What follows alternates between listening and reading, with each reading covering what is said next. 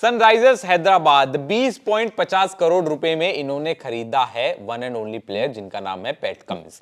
PAT Cummins ये वही खिलाड़ी हैं जिन्होंने एक महीने पहले 1.5 लाख लोगों को चुप करवा दिया था in Narendra Modi stadium during world cup 2023 का फाइनल। पैट कमिंस ये वही खिलाड़ी हैं जो ऑस्ट्रेलिया के लिए कप्तानी कर रहे थे और ऑस्ट्रेलिया को एज अ कैप्टन इन्होंने वर्ल्ड कप जिताया 2023 का, और अब उन्हें खरीदा है सनराइजर्स हैदराबाद ने 20.5 करोड़ रुपए में। 20.5 करोड़ रुपए बहुत बड़ा अमाउंट होते हैं और पैट कमिंस को वो एज अ कैप्टन देख रहे हैं, एज अ प्लेयर देख रहे हैं। अब इस पे सोचने को मजबूर कर दिया है सनराइजर्स हैदराबाद ने। पर सनराइजर्स हैदराबाद की अगर मैं स्क्वाड की बात करूं तो इनके लिए एक काफी ठीक, मैं चाहता हूं अच्छा बोलना गया इनके लिए ऑप्शन, क्योंकि अगर आप पेपर में देखोगे ना तो ऐसा लग रहा है कि सारे बड़े प्लेयर इनके पास ही हैं। पेपर में अगर आप ये नाम पढ़ोगे तो इनके पास बहुत बड़े प्लेयर है, पर हम इसको नॉर्मल सनराइजर्स हैदराबाद 11 नहीं कह रहे, हम इसको ओवरसीज 11 कह रहे हैं, क्योंकि इतने बाहर के प्लेयर भर लिए इन्होंने। खिला तो आप सिर्फ 4 को ही सकते हो, किसको खिलाओगे भाई, किसको खिलाओगे? Unless and until Jay Shah कुछ रूल चेंज कर दें। आप 4 प्लेयर से ज्यादा आपने भर लिए और आपके, अगर मैं आपको इनको टोटल बताऊं तो 1 2 3 4 5 6 7 8 ओवरसीज प्लेयर हैं और ये 8 के 8 बड़े प्लेयर हैं। आप स्क्वाड देखिए सनराइजर्स हैदराबाद का, अब्दुल समाद, अभिषेक शर्मा, माकरम, भुवनेश्वर कुमार, फजलक फारूकी जो कि अफगानिस्तान के लिए तेज गेंदबाज हैं, Glenn Phillips, Klaasen, Marco Jansen, Mayank Agarwal, Markande, Rahul Tripathi no doubt IPL में ही दिखते हैं, उसके बाद कहां गायब हो जाते हैं किसी को समझ नहीं आता। नटराजन, उमरान मलिक, वॉशिंगटन सुंदर, कमिंस लिए हैं, ट्रेविस हेड लिए हैं, हसरंगा लिए हैं। 3 सबसे बड़े खिलाड़ी इन्होंने अपने नाम कर लिए ऑक्शन के। उनाद कट भी ठीक बाएं हैं, बिल्कुल परफॉर्म करेंगे नहीं ये नहीं पता, पर ठीक बाएं हैं। तो समझ नहीं आ रहा है हैदराबाद ने क्या किया, समझ ही नहीं आ रहा हैदराबाद ने क्या किया। आपको समझ आए तो ये कैसे खिलाएंगे प्लेइंग 11 में इतने सारे ओवरसीज खिलाड़ी? सिर्फ 4 की तो जगह बनती है। ये फर्क है, स्क्वाड बहुत अच्छी दिख रही है बट प्लेइंग 11 यहाँ से बनाना बहुत मुश्किल है मेरे ख्याल में, क्योंकि अगर आपके पास 4 स्पिनर है, 4 ओवरसीज की जगह है, एडन मार्करम खेलेंगे, आपके कैप्टन है वो, पैट कमिंस खेलेंगे। अब ट्रेविस हेड को आप बिठा नहीं सकते क्योंकि अभी दो आईसीसी टूर्नामेंट जिता के आ रहे, डब्ल्यूटीसी में 150 रन मारे थे, वर्ल्ड कप में 130 रन मारे, तो आप ट्रेविस हेड को नहीं बिठाओगे।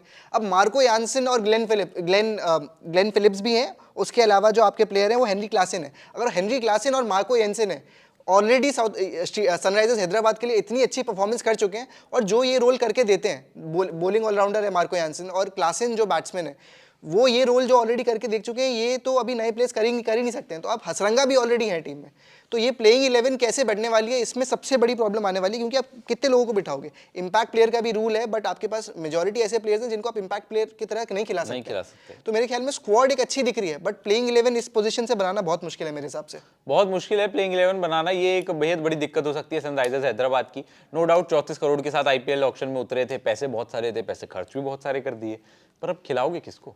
हैदराबाद की ये दिक्कत रहती है, प्लेइंग 11 का कभी हो ही नहीं पाता डिसाइड। एडन मार्करम अभी तक लग रहा था लीड करेंगे, बहुत अच्छे कप्तान है। अब आप अगर पैट कमिंस को ले रहे हो तो आप उनको एज अ बॉलर थोड़ी खिलाओगे, वो कप्तान ही है यार जो वर्ल्ड कप जिता के आया है टीम को, ऑस्ट्रेलिया जैसे डब्ल्यूटीसी जिता के, आप उस खिलाड़ी को नॉर्मल नहीं ले सकते।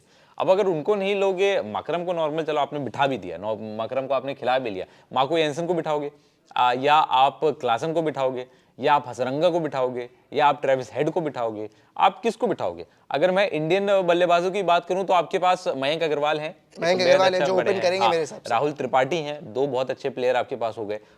उसके बाद अब्दुल समाद हैं नो डाउट जो आपके ऐसा फिनिशर के रूप में अब्दुल समाद आपकी टीम में आपको खेलते हुए दिखेंगे। उसके बाद शाहबाज अहमद भी ट्रेड करे हैं, अहमद भी देखे हैं नो डाउट। हाँ, तो और मैं इनकी गेंदबाजी की बात करूं तो भुवनेश्वर कुमार है आपके पास, फजलक फारूकी मेरे को नहीं लगता खेलेंगे क्योंकि जगह ही नहीं बनेगी। फजलक हैं बहुत अच्छे गेंदबाज, अच्छा परफॉर्मेंस भी किया अफगानिस्तान के लिए, पर हैदराबाद के लिए भी अच्छा खेला पिछले साल, पर जगह ही नहीं बन सकती। लेकिन इस पोजीशन से किसको आप खिलाओगे? शाहबाज अहमद है, टी नटराजन है, खेल लेंगे आपके लिए, उमरान मलिक भी है, तो तीनों में से आप किसको खिलाओगे?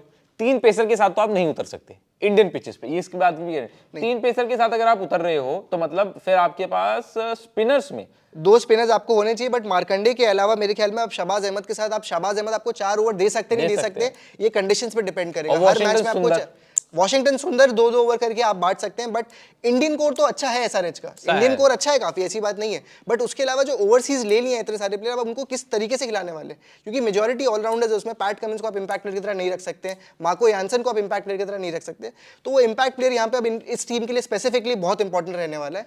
बट मेरे हिसाब से अभी खर्चा तो बहुत किया है, बट मेरे ख्याल में प्लेइंग 11 इन लोगों ने कभी एक्सपेक्ट नहीं करी कि क्या हम करने वाले हैं, वो शायद उस टाइम पे ये लोग प्लान करेंगे। समझ के बाहर है, पर अब देखते हैं। सनराइजर्स हैदराबाद ने कुछ ज़्यादा खास परफॉर्मेंस किया नहीं, बहुत बड़े नाम अपनी टीम में भर लिए। अगर आप ऑक्शन में as a list of players जो इन्होंने अपनी टीम में लगे, आपको लगा इन्होंने बहुत अच्छा काम किया है, नहीं। बड़े प्लेयर अपनी टीम में लेने से ऑक्शन को अच्छा नहीं कहते। अगर बड़े प्लेयर अपनी टीम में लेने से ऑक्शन अच्छा होता है तो हमेशा ही ऑक्शन में टॉप पर रहता आरसीबी, क्योंकि वो Shane Watson, Virat Kohli, Glenn Maxwell, इन सबको एक साथ खिलाता है, पर वो कभी आईपीएल नहीं जीत पाता है। तो बड़े खिलाड़ी लेने से आप ऑक्शन में अच्छा परफॉर्मेंस नहीं करते। आप एक अच्छी कॉम्बिनेशन बैठाने से अपनी टीम में एक प्लेइंग 11 दिमाग में सोच के जब आप आते हो, तब आप एक अच्छा परफॉर्मेंस करते हो इन आईपीएल ऑक्शन।